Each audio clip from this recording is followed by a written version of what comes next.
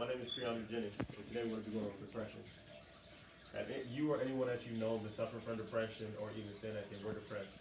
You might not notice it, but even people with subtle changes like in behavior could be suffering from depression. Did you know between the ages of 18 and 29, they have the highest depression percentage being 21% compared to other age groups? That's people just finishing out from high school or getting ready to graduate, so whether it be the SATs, ACTs, flying into college, hoping to get accepted. In college, your grades, trying to stay on task, playing a sport. These are all the type of things that can affect somebody and have a negative impact if they're not taking care of themselves properly. And then up until the age of 29, you might be starting out a family, a new job. Those are the things that people suffer with and deal with the most between that age group, just to paint the picture a little bit better. And in college students alone, anxiety being number one is at 41.6%, and the number two being depression at 36.4%. And this is coming from the statistics from the CDC groups. And as well as for signs of depression, you might notice a behavior change or mood change. So if somebody's lashing out, I've seen firsthand people angrily lashing out and fighting each other, not because they want to, but they might just be internally hurt or going through something. They could be depressed, but they're just lashing out. They're basically screaming out for help without actually saying it. These are the subtle changes that you have to look out for. As well as somebody having like a lot of self-hate, self-doubt, pity, feeling guilt for like circumstances that they can't control. So an example would be like losing a loved one.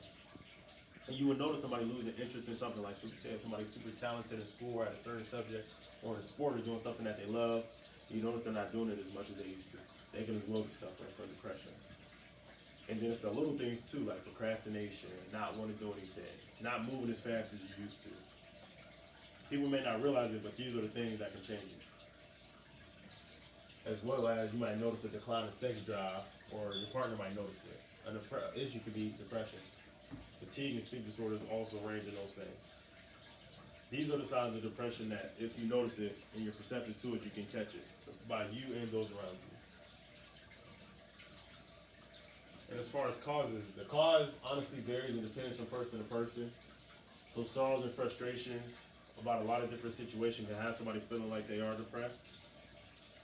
Like for example, a woman that just had a baby and they go through like postpartum, or they're depressed, like they might want to harm the baby, they might want to harm themselves. It's like a temporary effect, but if not treated properly, it could be a lasting effect.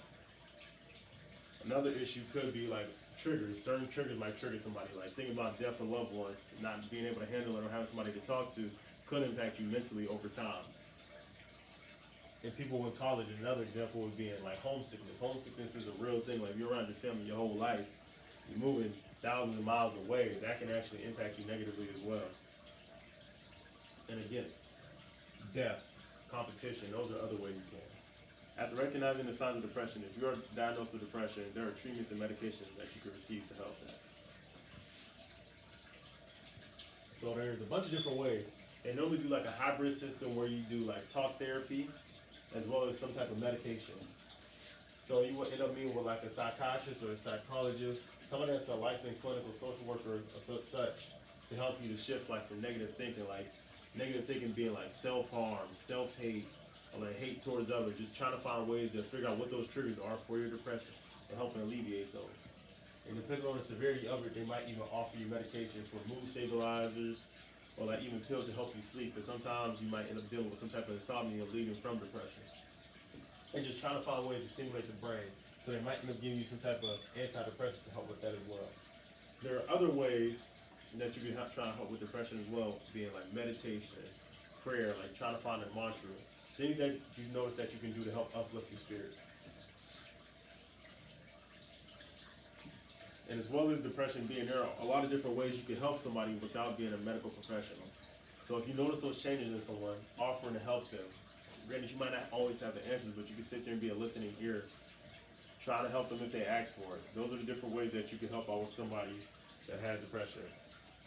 And then another way it can help is eliminate those stigmas. So a lot of different ways in our age group, I noticed that we tend to joke about depression, or they consider you weak if you feel like you suffer from depression, or if you're weak or a coward if you want to talk to somebody about it, like you have to hold everything in.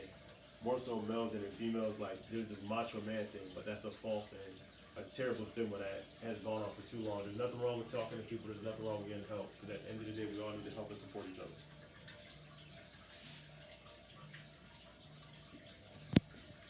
Going through this, I've noticed that I personally know people that have dealt with depression. I've suffered from it myself. I've even lost someone close to me dealing with depression. And I've taken a seriousness to it because I once didn't before that. There's nothing wrong with getting help. There's nothing wrong with talking to people. There are so many parts and aspects to depression, whether it be the medical treatment, the support, determining what issues and triggers are causing it. Those are different ways you can help with that. I want to leave you with a tip today. When someone tells you that they want to do self-harm to themselves in a joking manner, listen to them and take heed to it. And if you see it, you can find ways to help them. As well as if you know somebody is attempting suicide or has attempted suicide, there's a suicide hotline that you can call at 1-800-273-TALK.